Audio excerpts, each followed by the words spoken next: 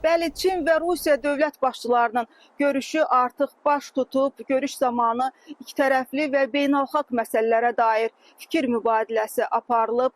Qeyd edək ki, səfər çərçivəsində əməkdaşlığa dair bir çox sənədlər imzalanıb. Bu səfər Vladimir Putinin Çinə artıq 25-ci səfəridir. Bu göstərici ilə Vladimir Putin Çinə ən çox səfər edən xarici dövlət rəhbəri statusuna malikdir. Ekspertlər isə hesab eləyir ki, iki ölkənin liderlərinin müntəzəm olaraq qarşılıqlı səfərləri Rusiya-Çin münasibətlərinin yüksək səviyyədə olduğunu sübut eləyir.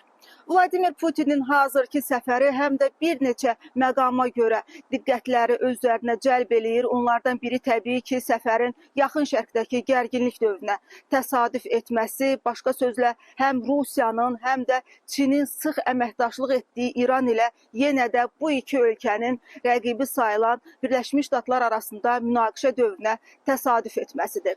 Digər məqam isə Rusiya prezidentinin səfərinin Amerika Birləşmiş Ştatları prezidenti Donald Trumpın səfərindən cəmi 4 gün sonra baş tutmasıdır. Diplomatik mənbələr hesab edir ki, Rusiya prezidentinin səfərinin Moskva ilə Pekin arasında münasibətlərin müzakirəsi üçün rutin xarakter daşıyır.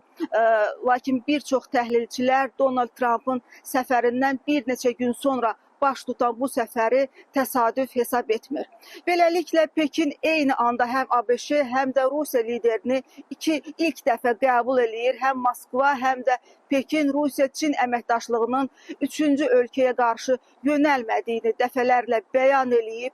Tərəflər heç bir ölkəyə qarşı ittifaq qurmadıqlarını, yalnız sülh və bir-birinin inkişafı naminə əməkdaşlıq etdiklərini bildiriblər.